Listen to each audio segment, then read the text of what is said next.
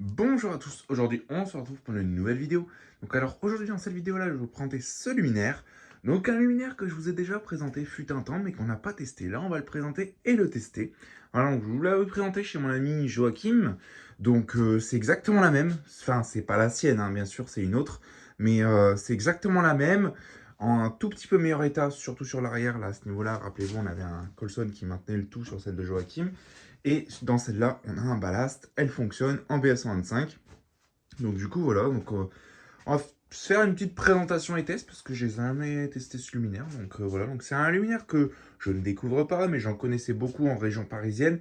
Dans le nord, par chez nous, j'en connais pas. Il n'y en a pas trop par chez nous, donc voilà, donc c'est un luminaire qui vient pas du tout d'ici. Voilà, donc un très joli luminaire, comme vous pouvez le voir, vraiment magnifique. Une Girardin raquette, c'est vraiment beau. Donc avec des alus différents, on a les trois types entre guillemets d'aluminium qui existent. Donc ici on a de l'alu style profilé. Voilà, ça c'est un alu profilé, donc c'est des plaques de profilé. Enfin, profilé normalement c'est des sortes de tiges, de barres, de trucs assez solides, mais c'est de l'alu brossé comme le profilé. Après ici on a de la tôle d'aluminium, donc de la feuille d'aluminium. Et toute la partie bride et en dessous c'est de la fonte d'aluminium. Voilà, donc c'est un plutôt joli luminaire, bien conçu. Voilà, donc c'est ce que ça donne de dessus. Donc c'est vraiment sympathique, hein. J'aime beaucoup. Donc ce luminaire, il date de 1967. J'ai retrouvé la date, donc la 51e semaine de 1967, donc fin décembre. Fin décembre 67, donc presque les années 70. Donc ça correspond tout à fait à ce genre de luminaire. Mais franchement, on savait faire du matos parce que franchement, c'est vraiment classe. Voilà, donc là ici on a à l'intérieur avec le bloc optique.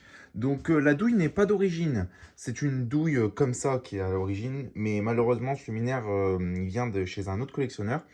On a fait un petit échange et du coup bah lui il a il a gardé les douilles entre guillemets comme ça parce qu'il en avait moins.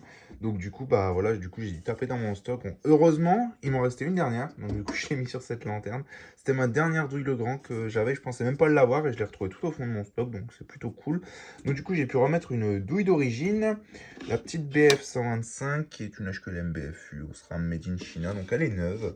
Voilà, une petite BF neuve, ça fait plaisir. Donc ici on a une petite équerre, voilà, donc, qui marche avec une vis papillon. Donc alors à savoir que sur ce luminaire, le réflecteur c'est un réflecteur, euh, on va dire un réglage de douille différent. Donc on a la position intensive et extensive. Donc la position extensive, ça va rejeter la lumière sur les côtés et moins en dessous. La position intensive, c'est pour vraiment éclairer en dessous. Donc c'est très simple. Si vous regardez le luminaire, donc je vais vous le remettre de face. La fiche, elle coince. Elle est prise là. Voilà. Voilà, donc de face, ce que ça donne, comme vous pouvez le voir, là ici, l'arrondi, il est plus fin, enfin il est plus petit que ici, là c'est beaucoup plus gros. Voilà, donc le réflecteur, il n'est pas parfaitement symétrique. Et en fait, on peut changer la douille de sens, donc l'équerre complète, et la mettre de ce côté-là, du coup. Elle éclairera de ce côté-là. Enfin, la lampe, la position de la douille sera de ce côté-là. Et donc de ce côté-là, c'est la position donc extensif, donc avec le gros réflecteur devant. Et là, elle est en intensif, voilà, donc avec le petit réflecteur devant, enfin le petit arrondi. Voilà, donc j'ai aussi débosselé le luminaire, donc ça va. Plutôt bien revenu, hein, c'est redevenu plutôt lisse. Voilà, donc on va ouvrir le luminaire. Tac, donc pour l'ouvrir, on retourne ça. Voilà, je vais l'avancer un petit peu.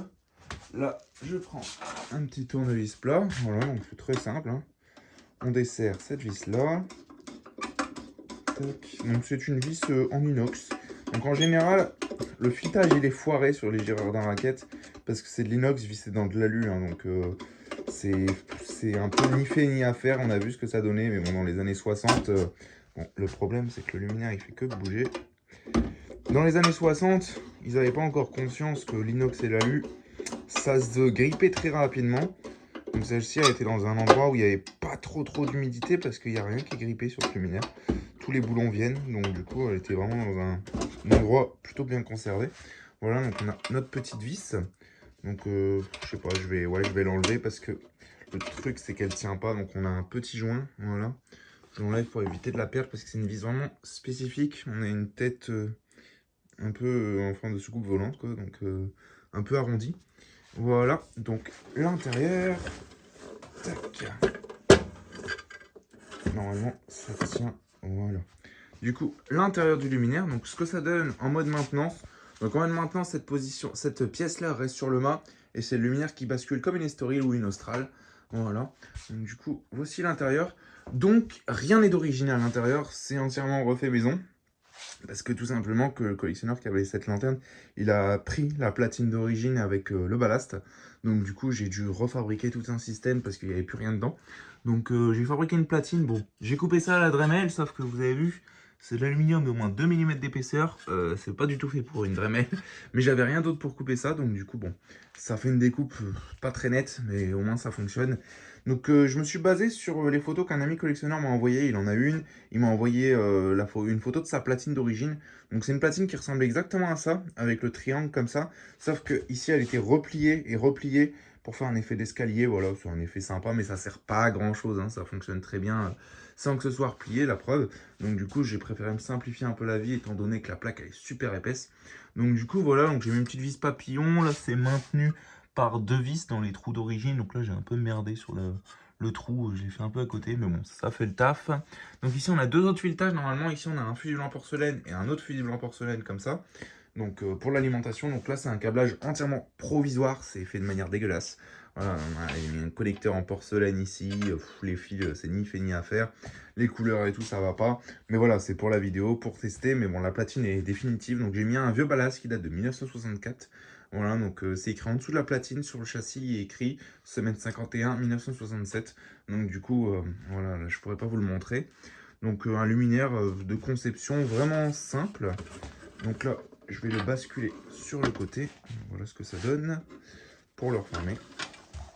Donc est-ce que je vais y arriver en vidéo parce qu'il y a les fils. Ouais, c'est bon, ça fait le taf. Donc je refermerai le luminaire après. Donc là, je vais laisser la bride ouverte, ça sert à rien de refermer. Donc ici, on a le système de bloqueur aussi, au niveau de la bride.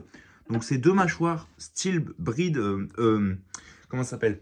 Fixation de crosse de type Mazda EPA. Les crosses des EPA, c'est un système comme ça, c'est 2 mâchoires, 2 grosses mâchoires, une vis qui serre les mâchoires et ça vient bloquer.